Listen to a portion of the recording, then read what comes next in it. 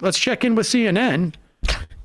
Lauren Fox interviewing Kyrsten Sinema, one of two major reasons why we're going to get much, much less in that Build Back Better bill, if we ever get anything from it. You've been criticized from progressives who say you're standing in the way of what we've been campaigning on for years, whether that's repealing the 2017 tax cuts, whether that is changing voting rights laws. What do you say to progressives back home who are disappointed in the job that you're doing here? Well, I'm serving in the exact way that I've campaigned on over the last near decade that I've served in Washington, D.C. And when I ran for the United States Senate in 2018, I told the folks of Arizona what I would do, that I would come to the Senate, try to find bipartisan solutions, be an independent voice for Arizona, and always put everyday people in Arizona first. I would say that's exactly what I'm doing.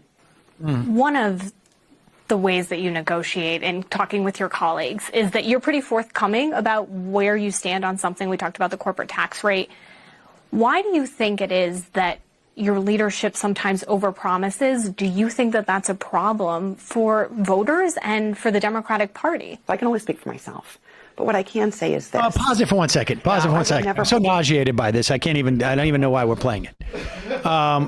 First off, there's nothing worse than people who interview somebody and don't listen to the answer and just go on to the next question that they've written a week ago or their producers wrote or whatever it is. Yeah, they could have brought up the fact that, for example, Kyrsten Sinema ran on prescription drug reform when she was running for Senate, yes. Which was one of the things that she actively stripped out of the bill. Just like something for that CNN reporter. Or minimum wage stuff. Yeah, or minimum wage. I mean, just quickly, like, this is the first time Sinema has been speaking publicly about this. She basically said, I don't negotiate in the public. But at the same time, she says later in the interview, the Arizonans know exactly where I stand. So this reporter had a real opportunity to actually hammer her points home with her and actually get a sense of what she even believes. So that's what makes this, like, I don't know, terrible job that she did here. Well, I love the question of, like, do you think that they're overpromising? Yeah. What? That's the layup of layups. I guess continue on with this, and then we'll go to the next one. Why do you think it is that your leadership sometimes overpromises? Do you think that that's a problem for voters and for the Democratic Party? I can only speak for myself. But what I can say is this. I would never promise something to the American people that I can't deliver. And I think it's not responsible for elected leaders to do that. The concern I have is that, first, it's not very honest. So you should just be honest. That's something my parents taught me when I was very young, and it stuck. Some of your colleagues, some of them progressives, think that you're kind of an enigma, that they're not sure where you stand on any one issue. Oh, you're kind of an enigma. This is a great. Oh, this is what we want to know. Is she an enigma? Is she an enigma? What a great question to ask someone an enigma. She's like, it's perfect for my brand. Thank you for that question. Let's listen to that. I mean, honestly, in what room are you sitting there going like, you know what I think I'm going to do? I'm going to ask her if she thinks she's an enigma. What's the best way that answer can go? Like even like those old Barbara Walters interviews where, you know, she would try and get like this actor or somebody to cry or something like that. Like, do you realize like is this like an audition for like an E show or something? Do you think you're an enigma? Let's go to the next one. Oh, God. Prepared to vote yes when that comes to the floor? Well, I don't set the schedule for the Senate floor, and I'm always prepared to vote and to vote for what's right for the interests of Arizona. I personally believe that the best way to create legislation is to be thoughtful and careful so that we're crafting legislation that truly represents the interests that we want to achieve and that creates a benefit and helps people all across Arizona and the country. So that's what I'm working on right now. So it doesn't sound like you're quite a yes yet on the version that just passed the House of Representatives. What changes do you want to make? Well, folks know I don't negotiate in the press, so I'm not going to do that with you. I know one of the things that you made clear very early in the negotiation with the president and your majority leader was that you were not going to support raising the corporate tax rate a single point. Did you feel like at any point they weren't taking your comments seriously, given the fact that they were promising for a long time? Like, okay, I mean, this has like the tenor of if you're at a doctor's office, them asking you a bunch of questions before they give you your medical exam. Like there's no follow up or no anything. I mean, what was that question right there, Bradley? Do you think you can go back, or you can go back? I don't even know why. I just had to digest it. You can keep going.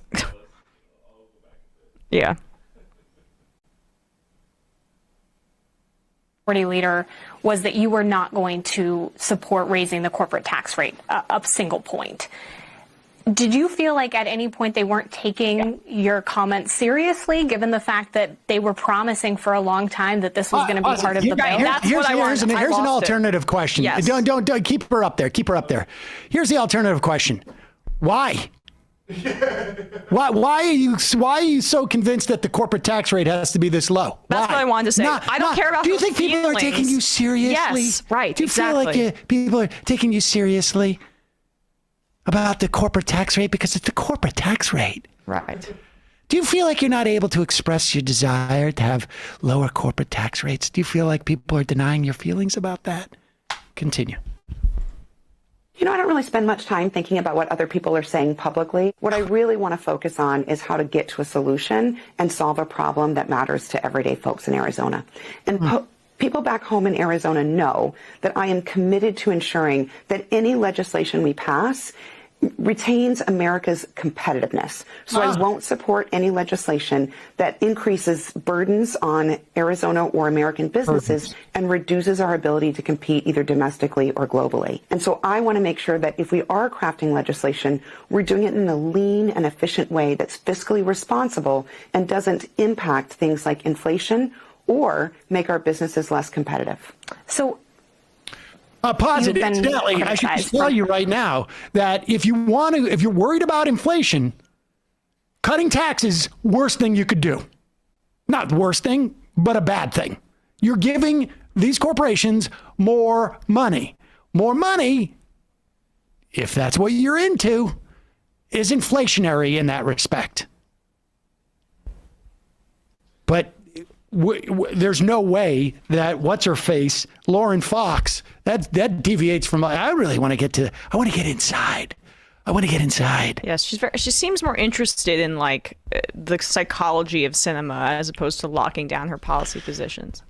She's not going to negotiate in public. What I'm also not going to do is even tell you what exactly, like even remotely what I want out of this bill, because I don't know yet. The reporter isn't going to ask. So is there anything left of this, or I'm kind of curious about what her follow-up though was to that. Like, I don't know if it's how it's cut, but she's literally not responding to anything that Sinema is saying. I don't even know if she's listening, and perhaps that's why. And not to make this a media critique, but perhaps that's why Sinema went and spoke with her. And that was the first. Negotiated this. I mean, the first time that she actually. Is there an intern I could get interviewed by? Right. Go ahead. Responsible and doesn't impact things like inflation or make our businesses less competitive. Yeah. Okay. Right. Well, I just wanted to make sure she was 6 for 6 on the follow-up question, not having anything to do with the answer given by Sinema. Only progressives have a problem with what you're doing, as opposed to the president of the United States, who is not a progressive, whose bill was twice the size than it is even right now that you're haggling over. I mean, this is not to make. I guess I do want to make the media critique. Like, this person graduated from undergrad the same period I did. Even I think I'm fairly up on this stuff. Like, I don't know that I would be the one to interrogate a senator over this stuff. But news organizations, they like I don't know, this is for views and for like. Well, it's also like, how do we get you in here? Yeah. Senator, what do we need to do to get you in that seat? Oh, okay. Well, we'll just get that person over there who usually does the profiles and style, the style pieces.